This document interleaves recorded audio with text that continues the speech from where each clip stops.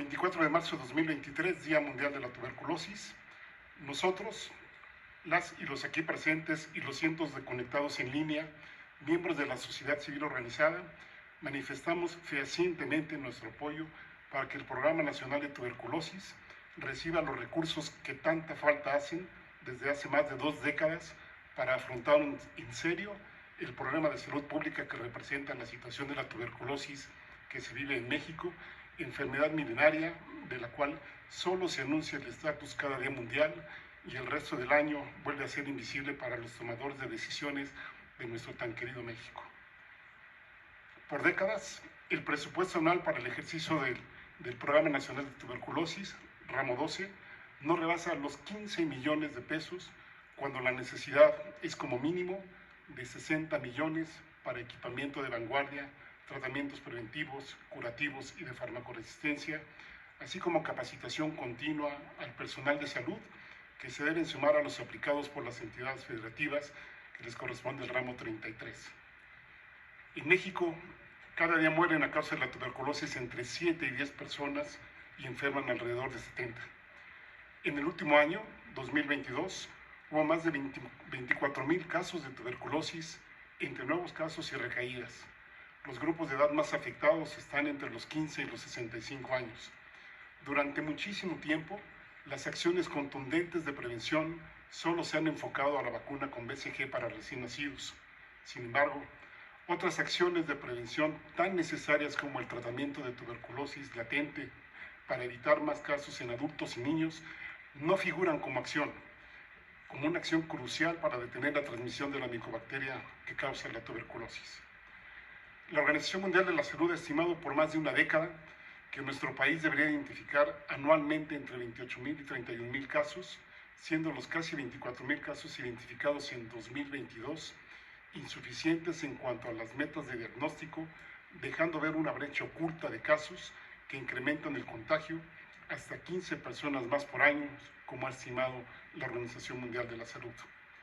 En México, los métodos de diagnóstico existentes son obsoletos, con las mismas técnicas de hace más de 100 años. Baciloscopía, es decir, el estudio de flemas, seriada de 3 muestras, a través de las cuales se confirma el 65% del total de los casos, mientras que con rayos X el 5% y con el GeneXpert menos del 2%.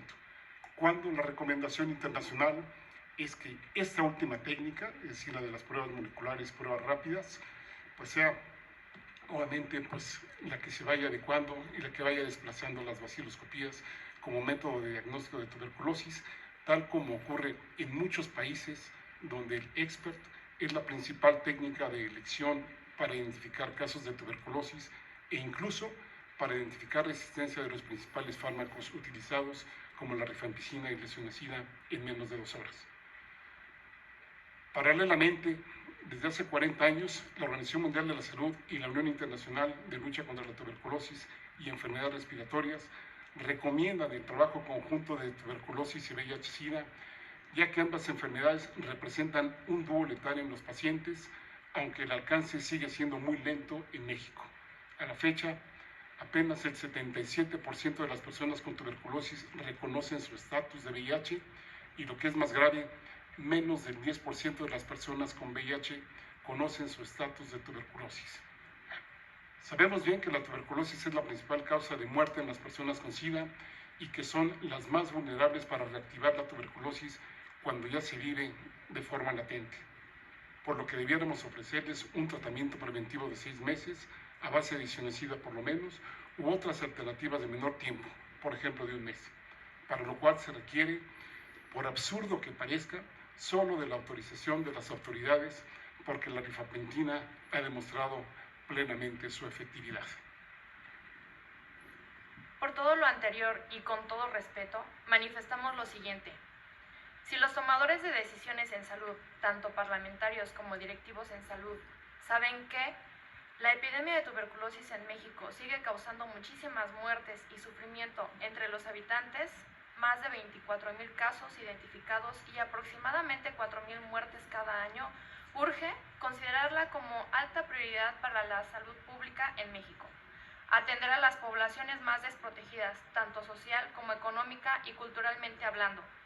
habitantes principalmente de zonas marginadas y áreas periféricas de grandes ciudades, además de las poblaciones con sistemas inmunológicos debilitados, entre ellos las personas con VIH-Sida y las personas con diabetes no controlada.